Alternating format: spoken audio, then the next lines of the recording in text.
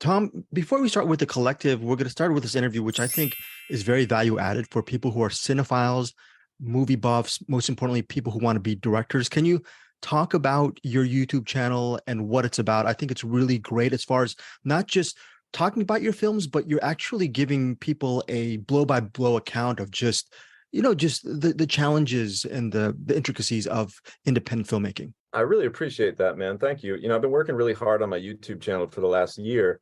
And really, the anchor of that YouTube channel is my podcast, which is called And Action. And it airs every Tuesday at 11 a.m. Eastern, right on my YouTube channel. We stream it live through StreamYard.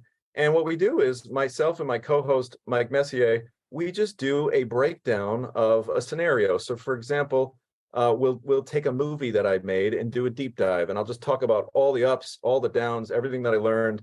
Sometimes we'll talk just about a topic like, okay, today we're just talking about crew care. What are some simple things that you can do to keep your crew happy and motivated? So each week we just kind of pick a topic and dive in, and I hope that it can, help some filmmakers that were like me when I was 18, 19 years old, and I wanted to be a filmmaker, but I didn't know what it was. There's so much mystery involved in getting into entertainment. Trying to break some of that mystery. So people who want to tune in to watch And Action every Tuesday, you break the wall down and I'll show you how you can actually do this. It is possible. It's a job. Yeah. Speaking of breaking the wall down, can you break the wall down regarding the collective? Because I'm thinking you don't have $100 million budget for this movie, and it is a very ambitious project. I'm just a normal guy. I'm thinking, what kind of headaches and hurdles do you have to go through? Just you're setting up so many shots. You have A-list actors. How do you do? How did you do it? How did you pull it off? Paul Ben Victor's awesome. So yeah. Thank you for saying that, man. I just love this so much, and it is very challenging, but to me, it's such a privilege to make movies. It's such a rare thing to do. So many people want to do it. You got to fight real hard to get in that position to do it, and once you're there, you want to stay there. So I just work really hard. I spend a lot of time in prep. I'm one of those guys who I had this script about 2 or 3 months before we started shooting. And once I got that script, man, every single day I'm in that thing for hours. I'm making lists of every single shot in the movie. The key is a lot of filmmakers make the mistake of doing the thinking on set.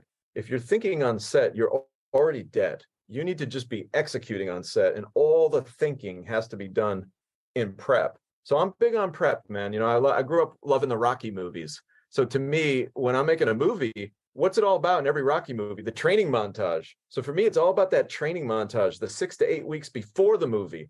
That's when you're really making the movie. I've always harped on Paul Ben Victor needs to be in the lead in so many more movies. Can you just talk about your casting choice? Look, no disrespect to everyone else. I want to start with him and just talk about I love him. that. I love that you singled out Paul Ben Victor because he's such a talent, man. And you're right. I loved working with him, and he's such a talented actor who can kind of do a lot of different things.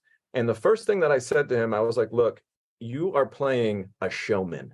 All of these billionaires, these sick, twisted billionaires that want to buy people in these human auctions, they don't care about celebrities. They get enough money to have Elton John show up at a house party if they needed to.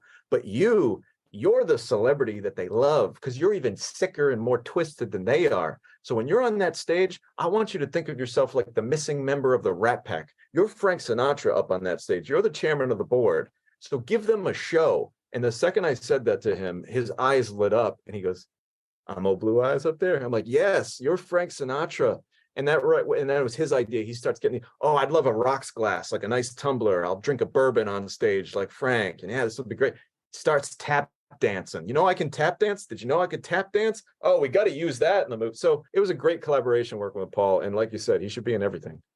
My big complaint of this movie is I want more, because Don, Tyrese, and Lucas in a room just needs to be more installments. I'm filing that complaint. Is there any way you can answer that? Is there any hope for more of these kind of scenarios involved, because they all work so well together? All I'm going to say is this. There are many other adventures that the collective could go on very easily, and I would love to see more adventures. So, if there's going to be a sequel or even a franchise, I'm going to break out my collective pin. I'm going to put it right on my chest, and I'm ready for action. I just think Lucas is just a very interesting lead actor. What did he bring to the project? And I think it's hard to, or maybe I'm wrong. I think it's rare to find a leading actor that can really anchor a movie, and he has that. There's something about Lucas that he just intrinsically has all the qualities of a hero, in the sense where when you just see him, just looking at him, he's got this gentlemanly type he's got a gentlemanly way of carrying himself, but you know there's a side of him that could kick some ass if he had to. Like if you messed with him, it would be not a great idea. And it's very rare to have both of those sides, where it's like he can smile and be the ultimate baby face, so to speak, but if things start to hit the fan, he can look challenging and formidable and intimidating. So Lucas was really terrific to work with, and I could see him really just doing some amazing things. He's still such a young guy, and I can't wait to see where his career just continues to go. Well, speaking of, you're a young guy compared to my age. I'm in my early 50s, and I looked at one of your YouTube shorts on your channel. I think you were, as of March, you were doing another film. What's your workflow like? How are you able to turn out these movies at this clip, along with your acting career? You're doing the channel, you're doing content stuff, you're doing so many different things. What's the key unlock regarding not going crazy and making sure you're doing the best work possible with as much stuff you're doing? I can't guarantee that I'm not crazy, but I will say this, man, it really just comes down to almost an absurd amount of hours and time that I put into this. This is all I do, and it's all I've done, since I was 21 years old, was really just kind of study this industry and kind of work my way up the ladder. But I think the one thing that really does help is I like to work on a lot of different projects and a lot of different genres. And I think that working in different genres helps me kind of be flexible mentally, and then I don't really get too sick of any one project, because I know that I've got a lot of kind of plate spinning. And I think all filmmakers need to have a lot kind of going on, because it's so unpredictable. You might be working on one project. Ooh, something doesn't happen with that one. You got to move to the other one. So I just like to try to stay flexible, and I love it. You have to have a crazy passion for it. Again, I can't say it enough. It's a rare privilege to make movies. Yeah. What was that movie that you were, okay, so this is the movie that's coming out, but you're actually on post on another film. Can you talk about that other film very quickly? What can we expect after watching The Collective? Yeah, briefly, that's a movie currently titled Seclusion. It's a television movie. I worked with a really great production company that I've worked with for years here in Rhode Island. Producers Chad Verdi Jr. and Paul Luba. They got a really great team here in Rhode Island, my home state. So anytime I can make a movie literally in my backyard, like I'm down. So it was really exciting to have a little home field advantage on that one. And now we're cutting it up, and very suspenseful movie. I'm excited for that one. You've been working since you were 19. Some filmmakers, they have this dream of doing one indie film. I remember back in the day, they go to Sundance, make their indie film, use that as a calling card to become a hired gun over a studio. I don't know. I'm guessing. Is there something about what you do, like with all the responsibilities you have that kind of maybe creative freedom that being a hired gun at a big studio doesn't give you, or not? Or am I like just overthinking the process? No, I don't want to say you're overthinking the process, but to me, look, I would love to work for a studio. If there are any studios watching this, give me a call. I'm with Sovereign. You can talk to Lynette, and maybe she can arrange something. That's my agent.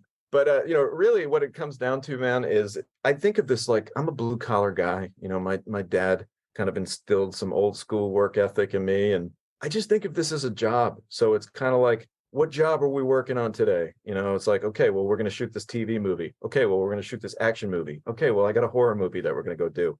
I just treat it like a job, and I think like too many filmmakers treat filmmaking like some fantasy because they read a couple articles about something that happened to some famous director.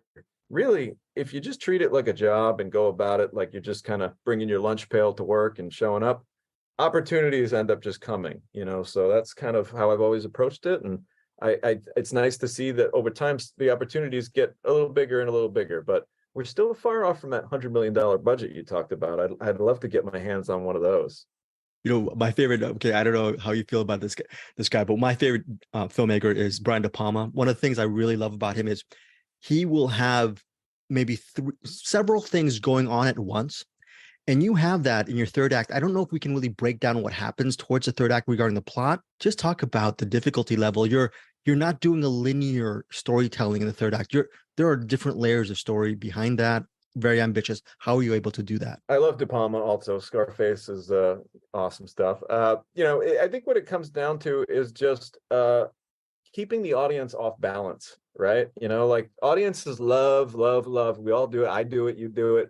We love to try to be one step ahead of the filmmaker and, guess what's going to happen next. Having all those stories kind of cut in and out, intertwine, and then come to a climax, it keeps the audience off balance a little bit so that maybe they're not guessing what the next step is going to be. So, really it comes down to kind of just like, how a boxer would mix in some jabs with a hook and an uppercut, just throw them different looks, different angles.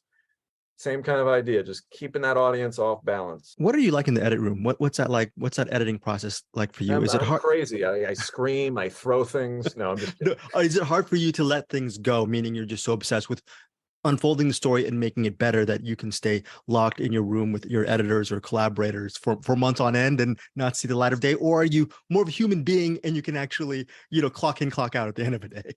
Well, I'll tell you what, I'm not like a human being at all. But what I do like is I like to go away for the first cut. Like I like the editor to put together what's called an assembly cut, because it's nice to have somebody who wasn't right there make some of those early decisions just to give me like what I call a different look, something that maybe wasn't in my mind. And I'm like, wow, you just opened me up to, I would have never thought to cut it like that. That's awesome.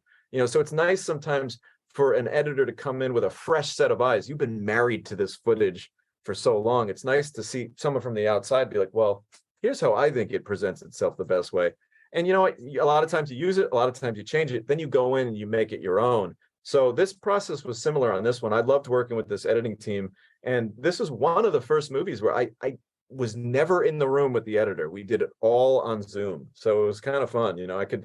I could literally be in my pajamas if I wanted to, editing this movie. And it's so cool that, since the pandemic era, that's probably one of the only good things to come out of the pandemic was the fact that it's so easy now for us to do so many things that years ago would have required, like you said, I would have had to lock myself in a room with this editor for so many hours. Now it's like, hey, we can schedule our appointments. We can jump on whatever we need to jump on. It's very easy. So I enjoyed the editing process, and again, editing action sequences, that's like a whole different animal. So this was a fun one. Yeah. Final question is a two-parter, Tom. First off, can you name one of your all-time favorite films, and what is it about this film that continues to inspire you? That's the first part. And the second part is, after watching The Collective, what should my podcast listeners check out from your body of work that you feel is a bit underrated and they should definitely check out, and why? So those are awesome questions. Believe it or not, one of my favorite movies of all time is Casino. I love Las Vegas, Nevada. I love the Vegas culture. I love movies that involve La Cosa Nostra, the mafia. Martin Scorsese to me is the Yoda of filmmaking. He's the GOAT. I just love the colors. I love what Bob Richardson did with the lighting. That movie's 3 hours long, but to me it feels like it's an hour long, because I just, anytime I watch it, I'm just in such a zone. So Casino's a very special movie to me. And movies that people should check out if they like this movie and want to know a little bit more about my background, I think it might be, one of my best movies, believe it or not, is the second movie I ever made. It's a movie called Almost Mercy, about two wayward kids. It's a coming of age movie, a really dark coming of age movie. It's called Almost Mercy, and I shot this whole movie with right around $100,000, which is considered extremely low budget for a feature. Bill Moseley is in it, Kane Hodder is in it, and I'm just really proud of this movie. And I shot it, probably 10 years ago, but to this day, for what we did with $100,000, I think a lot of people would enjoy Almost Mercy. I remember that Orson Welles said to prep for Citizen Kane, he would watch Stagecoach. So for that film, what are the biggest lessons that you learned that maybe runs throughout your body of work? Is that correct? Like maybe you learned a foundational thing from that experience? I did learn something on Almost Mercy that I continue to do on every movie. And again, I mentioned it earlier. I don't want to be redundant, but it's just the methodical prep. Like you have to just be so prepared when you show up to set that you never want to be on set. You see this face where people, wow, what am I going to do here? None of that. We have no time for that. No thinking, all executing on set. So I think that just comes from, I'm afraid, I'm one of those guys who like, I play better when I'm scared. And if I have an opportunity like to make a movie, I'm afraid that I'm going to mess it up. And when I'm scared, I'm going to be like, okay, we're not watching the TV show that we like tonight. We're not going to dinner with our friends. We're sitting in the office and we're going to prep this movie until we can't prep it anymore. And we go shoot the movie. So I can't stress that enough. Just put that prep time in and you won't be disappointed. Thank you so much for your time. And very quickly, will Casino ever come out of the shadow of Goodfellas? Because that's how I feel about Casino. I love that film. I wish that was talked about more often. Do you think it's so underrated? Unpopular take. Casino is a better movie than Goodfellas. Oh, I'm totally my take, man. That's my take. I'm running that. Thank you, Tom. Really enjoyed your film. Thank you, man. Brother. You take care. Bye-bye.